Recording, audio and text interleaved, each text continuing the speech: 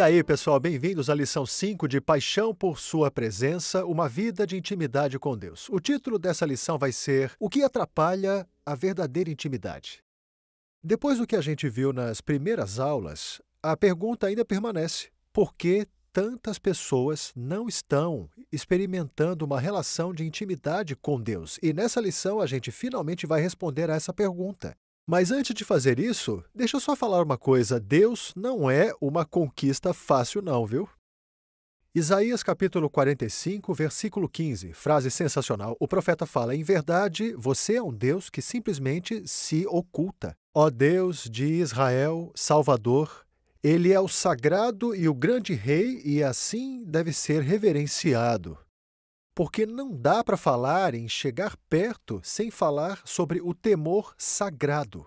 E é sobre isso que a gente vai falar nessa lição. Essa é a base de uma vida íntima com Deus. Se vocês pegarem em Provérbios, capítulo 1, versículo 7, ele diz: o temor ao Senhor é o princípio e a base do conhecimento. Agora, a gente tem que perguntar de que tipo de conhecimento ele está falando aqui. Bom, não pode ser conhecimento científico, né? Vocês podem ir à maioria das universidades dos Estados Unidos e descobrir que vocês não escutam muito sobre Deus nos cursos de ciências delas, não é não? Não é nem o conhecimento das Escrituras. Quer dizer, os fariseus podiam recitar os 5 primeiros livros da Bíblia, Gênesis, Êxodo, Levítico, Números e Deuteronômio, podiam citar tudo de cor e mesmo assim eles não conseguiam reconhecer o Filho de Deus quando ele estava entre eles, porque não tinham intimidade com ele. Então, sobre qual tipo de conhecimento ele está falando aqui? A gente encontra a resposta em Provérbios 2, versículo 5, onde se vê: então vocês vão entender o temor ao Senhor e vão ganhar o conhecimento de Deus. O dicionário das linguagens bíblicas diz que a palavra conhecimento, a palavra hebraica, significa informação de uma pessoa com forte implicação de relacionamento para aquela pessoa. Vocês entendem? W. E. Vines define essa palavra hebraica como ter um conhecimento experimental íntimo de Deus. Aí ele continua dizendo, o W. E. Vines: com certeza, conhecer Deus é paralelo a temê-lo. Então, na essência, o que o escritor de Provérbios diz é que o lugar onde começa o verdadeiro e íntimo relacionamento com Deus é no temor sagrado. E é isso que faz com que tantos hoje não entrem em um relacionamento real, profundo e íntimo com Deus. É a falta do temor sagrado. Então, a primeira coisa que a gente tem que perguntar é: o que é o temor ao Senhor? Antes de tudo, não é ter medo de Deus. Como você pode ter uma relação de intimidade com alguém de quem você tem muito medo? Bom, quando Moisés levou Israel para fora do Egito, ele disse: Deus vai vir e vai conhecer vocês. E quando Deus desceu da montanha no terceiro dia, todas as pessoas fugiram. Elas não conseguiram lidar com a presença de Deus e deram essa explicação para Moisés: Moisés, a gente não consegue lidar com ele, não queremos vê-lo. Fale com Deus e fale para a gente qualquer coisa que ele disser e depois nós vamos seguir você. Moisés falou então em Êxodo 20, 20, ele disse: não temam, pois Deus veio testar vocês para que o temor dele esteja em vocês e vocês não possam pecar. Agora, isso soa como contradição. Não temam porque Deus veio ver se o temor a ele está em vocês? Ele não está se contradizendo. Ele está diferenciando entre ter medo de Deus e o temor ao Senhor. Existe uma diferença. A pessoa que tem medo de Deus tem alguma coisa a esconder. O que Adão faz? Ele esconde-se da presença do Senhor quando ele pecou. A pessoa que teme a Deus não tem nada a esconder. Ela está apavorada de ficar longe de Deus. Então, a sua primeira definição do temor a Deus é simplesmente essa aqui: é ter medo. Mais do que isso, é estar apavorada de ficar longe dele. Agora, vejam, Vamos voltar aos filhos de Israel e Moisés. E deixa eu dizer uma coisa, dar para vocês outra definição do temor a Deus antes de continuar. Temer ao Senhor é quando a gente o venera, quando a gente o estima acima de qualquer coisa e qualquer pessoa. O que é importante para ele se torna importante para nós, o que não é tão importante para ele não se torna tão importante para nós. E o que ele ama, a gente ama, o que ele odeia, nós odiamos. Então deixa eu dar para vocês um exemplo do que não é o temor ao Senhor. Já ouviram um legalista, uma pessoa religiosa falar: bom, eu temo a Deus e é por isso que eu odeio aqueles pecadores ali? Não, você não teme a Deus não, meu chapa. Você odeia o que Deus odeia. Deus ama tanto aqueles pecadores que Jesus morreu por eles. Deus odeia o pecado que as pessoas cometem, mas Deus ama os pecadores. Veja, o temor ao Senhor é amar o que Ele ama e odiar o que Ele odeia. Então, quando Deus desce a montanha, a gente lê em Êxodo 20, 21, então o povo ficou afastado, mas Moisés se aproximou da pesada escuridão onde Deus estava. Isso não é interessante? O povo se afastou, Moisés se aproximou. Qual é a diferença? Moisés temia a Deus e o povo não temia. E é sobre isso que a gente fala aqui. Então, quando Deus vê que o povo fugiu, Deus lamenta. Ele começa, poxa, eu estava tão animado para me apresentar para os meus filhos. E agora eu tenho que criar um sacerdócio.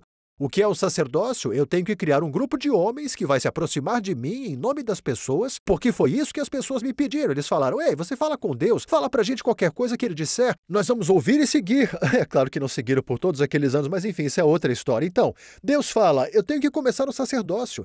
E aí, em Êxodo 19, 24, só 3 versículos depois, Deus nos fala isso. E eu encontro muitas pessoas que perdem essa parte. Deus fala, vai lá.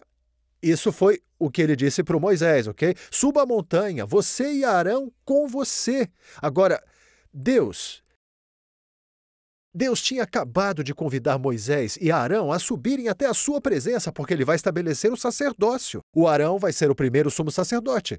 Entenderam? Mas se vocês continuarem lendo, vocês vão encontrar uma coisa muito incrível. Moisés termina no alto da montanha por 40 dias, enquanto Arão termina voltando para o acampamento. Mesmo que Deus tenha dito, você e Arão subam juntos, Arão termina voltando para o acampamento, porque Arão teve mais conforto entre as pessoas do que na presença de Deus. Vocês têm que se fazer essa pergunta. Com quem vocês estão mais confortáveis? Mais confortáveis na presença de pessoas ou na presença de Deus é que estão mais confortáveis? Arão não estava confortável de forma alguma. Foi por isso que ele se dirigiu de volta para as pessoas, entendeu? Então, o que acontece? Depois que Moisés ficou no alto da montanha por muito e muito tempo, em Êxodo 32, quando o povo viu que Moisés demorava a descer daquela montanha, as pessoas se juntaram em volta de Arão e falaram para ele, venha, nos faça deuses que possam nos conduzir. Agora escutem isso. Pois a esse Moisés, percebam que eles não falam, pois a esse Deus. Pois a esse Moisés, não sabemos o que aconteceu. Eles não dizem a esse Deus, não sabemos o que aconteceu a esse Deus. Eles não falam, eles falam a esse Moisés. A razão pela qual eu estou trabalhando com isso é que o povo diz, venha e nos faça deuses que possam nos conduzir. E eu acho que os tradutores ficaram assustados e escreveram deuses com letra maiúscula, D-E-U-S, por causa do medo do que está acontecendo aqui. Porque a palavra hebraica para deuses é a palavra hebraica Elohim. Agora, deixa eu explicar para vocês Elohim. Elohim é encontrada 2.606 vezes no Antigo Testamento, entenderam? Agora, prestem atenção. Em mais ou menos 2.350, essa palavra aparece no Antigo Testamento, se referindo a Deus Todo-Poderoso, ao que nós servimos. Beleza? Em Gênesis capítulo 1, Elohim é encontrada 2 vezes sozinha. As primeiras palavras da Bíblia são, no início Deus criou o céu e a terra. E sabe o que vemos lá? No início Elohim criou o céu e a terra. Então as pessoas falaram para Moisés, quer dizer, as pessoas falaram para Arão, venha e nos faça Elohim que possam nos conduzir. Não sabemos o que aconteceu com Moisés. Então, estão captando a ideia aqui? Agora, aproximadamente umas 250 vezes no Antigo Testamento, mais ou menos isso, Elohim se refere a falso Deus. Então, vocês sempre têm que ler dentro do contexto para entender se está falando do Deus Todo-Poderoso, que é o Deus do céu e da terra, ou um falso Deus. Então, vamos continuar lendo para entender o contexto aqui.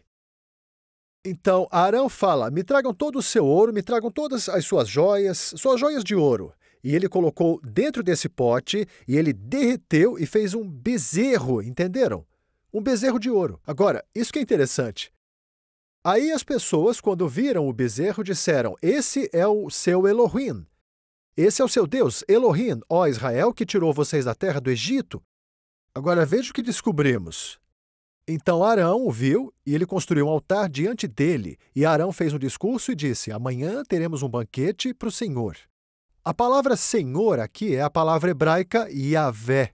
É o primeiro e o único nome sagrado de Deus. É tão sagrado que os escritores hebreus não conseguiram nem escrever as vogais, eles puseram YHWH. Eles não escreveram as vogais para não registrar o nome completo, é sagrado nesse nível. Esse nome nunca é usado para um falso deus na Bíblia, exceto em Êxodo 32. Eles olharam. Arão olhou, na verdade, para o bezerro e falou: amanhã teremos um banquete para Yahvé. Em outras palavras, o povo não negou Yahvé. Não negaram Deus Todo-Poderoso.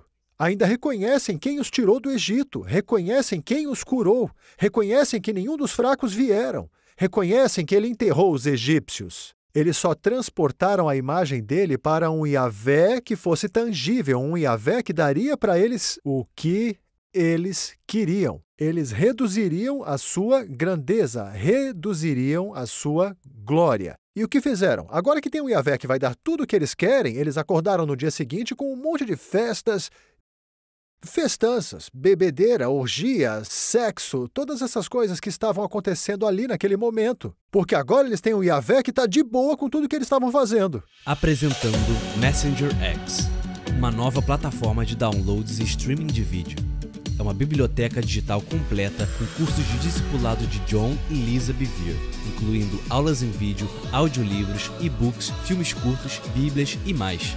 Essa nova plataforma pode ser usada em todos os seus dispositivos e é completamente grátis em mais de 120 idiomas. Discipulado para todos, em todo lugar. Baixe o aplicativo ou vá para messengerx.com.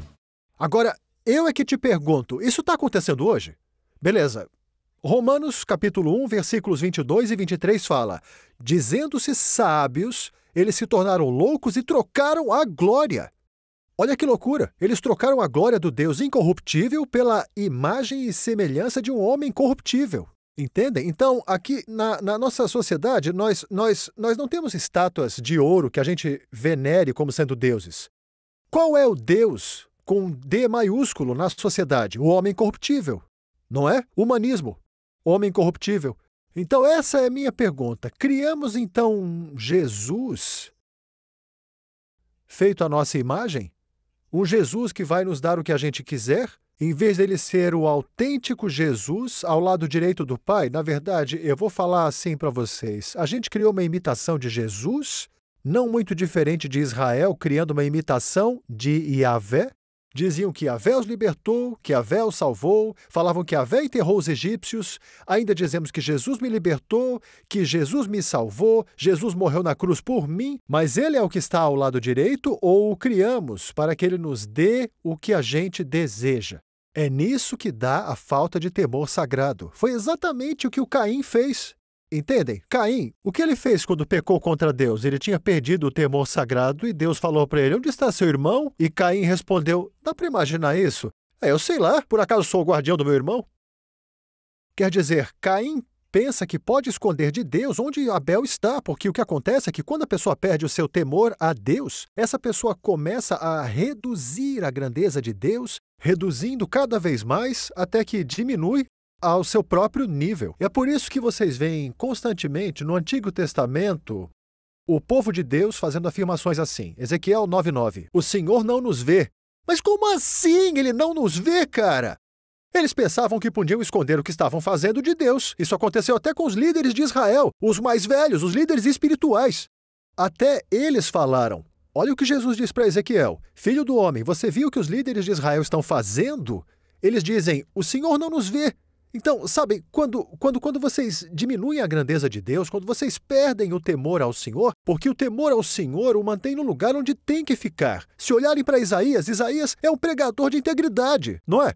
Em Isaías 5 ele grita: ai dos pecadores, ai dos que chamam o mal de bom e o bom de mal, ai dos bêbados, ai dos orgulhosos. Tá bem? Isso é Isaías 5, mas em Isaías 6, ele em espírito entra na sala do trono de Deus e tem um lampejo de Deus. E Isaías não fala: ai dos bêbados, ai dos que chamam o mal de bom. Agora ele diz: ai de mim, porque pela primeira vez na vida dele, ele realmente viu quem aquele Deus santo e incrível era, meu amigo. E ele não mais grita: ai dos pecadores, ele grita: ai de mim. E vocês vão ver que isso o fez limpo e apto a levar a palavra de Deus até as pessoas que precisavam dela. Então, é tão importante que a gente tenha um temor santo a Deus, porque isso mantém ele no seu lugar apropriado na nossa vida. Jesus afirmou isso em Lucas 12:2. Não existe nada coberto que não seja revelado, nem escondido, que não seja conhecido. Quando a pessoa perde o temor a Deus, pensa que pode esconder coisas. Olha, eu posso esconder coisas. Posso fazer coisas nas sombras, posso fazer coisas no escuro e ninguém vai saber. Posso guardar coisas no meu coração e vou pensar que ninguém vai saber. Foi o pensamento de Ananias e Safira. Eles trouxeram uma oferta, não tinham nenhum problema com a oferta. O problema é que estavam enganando as pessoas, falando que foi tudo que tinham conseguido com a venda das suas terras. Eles acharam que podiam esconder isso até de Deus. Perderam o temor a Deus, eles foram fulminados por causa disso na presença da glória dele. Eu falei isso numa lição anterior, lembram? Ananias e Safira são fulminados, então por que nós temos pregadores no século XXI que têm escutado mentiras dos membros da congregação e esses membros da congregação não caem mortos no chão? Bom, é porque a palavra do Senhor não é tão forte hoje quanto era nos dias de Pedro. A revelação de Deus não é tão forte hoje quanto era nos dias de Pedro. Em outras palavras, a gloriosa presença de Deus hoje não é tão grandiosa quanto era nos dias de Pedro. Mas ela vai ser, e vai ser ainda mais grandiosa do que era no dia dos livros dos Atos. Deus falou comigo anos atrás e ele disse, filho, antes de eu retornar, ele falou, a minha gloriosa presença será 7 vezes maior do que no livro dos Atos. 7 vezes, dá para acreditar? E ele me deu a escritura para isso. Ele me disse, o fim de uma coisa é melhor que o começo. Ele disse, a glória da última igreja será maior que a glória da primeira. Quer dizer, estamos seguindo para dias de grandeza, poder e glória. E é por isso que é tão importante que a gente tenha o santo temor a Deus em nossos corações. Entenderam? Quando a gente perde o temor a Deus, diminuímos ele ao nosso nível e lá no fundo achamos que podemos esconder coisas dele. Se a gente se perguntar sobre a onipresença e onisciência também de Deus, vão concordar veementemente. Mas lá no fundo essas pessoas perderam a noção de sua grandiosidade. Porque se elas ainda estivessem com isso, não iam tentar manter coisas em segredo. Olha só, a falta do temor a Deus vai nos levar à idolatria. Ou melhor dizendo, a idolatria vai nos levar a uma falta de temor a Deus. Quando encaramos Deus, deveríamos sempre nos aproximar com o coração neutro.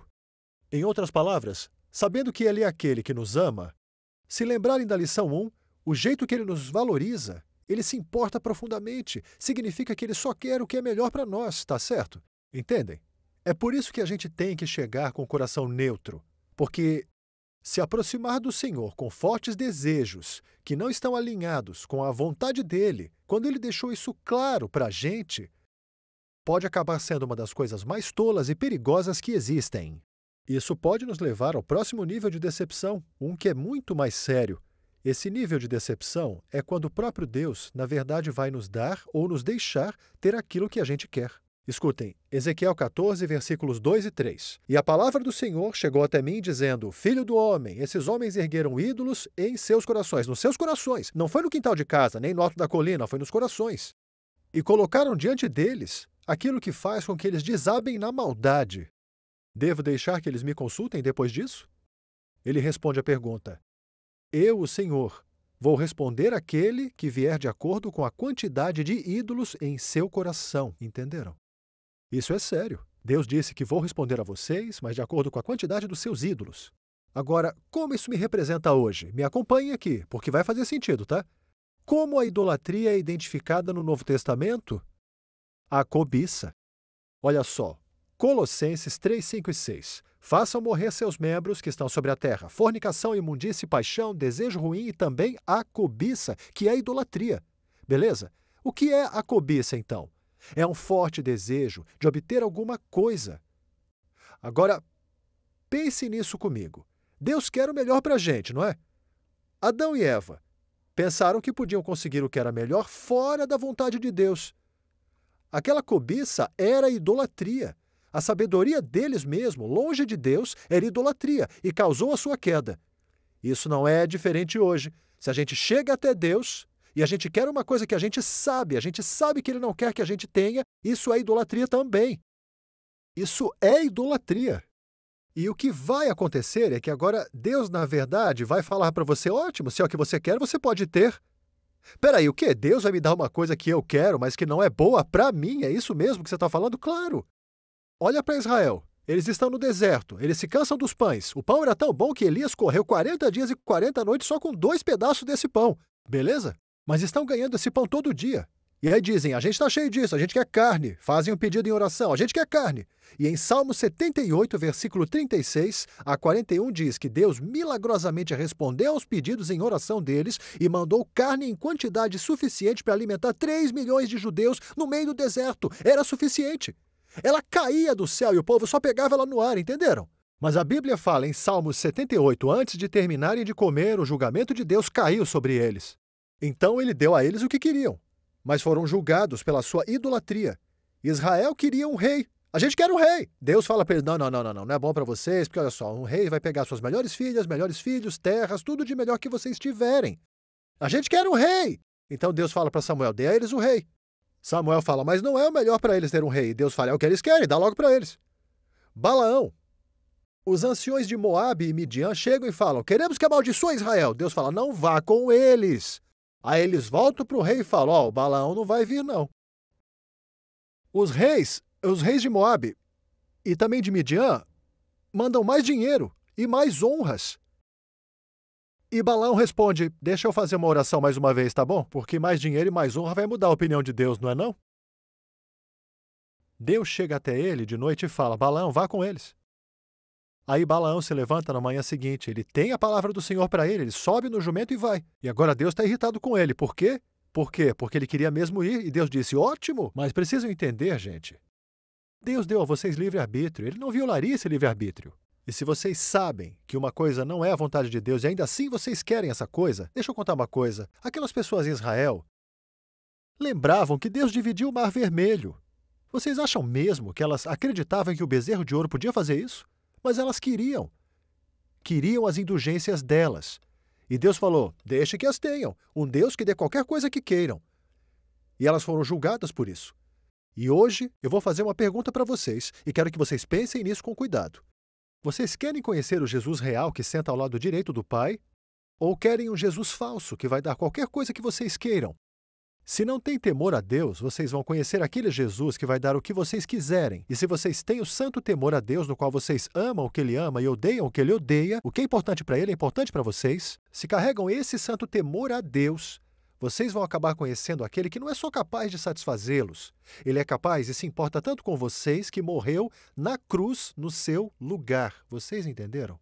Pensa nisso. Quando ainda éramos inimigos, Ele escolheu tomar a forma de um ser humano para ser derrubado, desprezado, rejeitado, ser cuspido, ter a barba arrancada, espinhos enterrados na cabeça dele e também para ser golpeado com chicotes que tinham ossos nas pontas, o couro açoitando a carne dele, pensem nisso, e pregos enfiados nas mãos dele. Ele sabia de tudo isso que ia acontecer.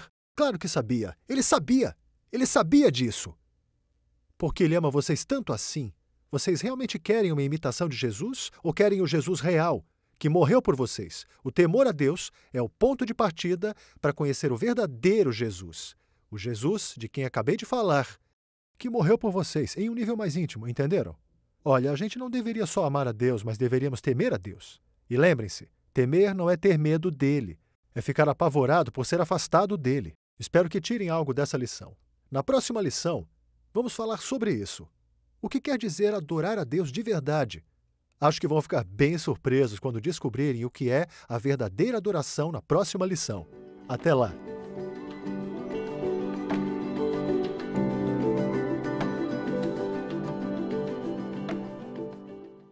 Apresentando Messenger X, uma nova plataforma de downloads e streaming de vídeo. É uma biblioteca digital completa com cursos de discipulado de John e Lisa Bevere, incluindo aulas em vídeo, audiolivros, e-books, filmes curtos, bíblias e mais. Essa nova plataforma pode ser usada em todos os seus dispositivos e é completamente grátis em mais de 120 idiomas. Discipulado para todos, em todo lugar. Baixe o aplicativo ou vá para messengerx.com.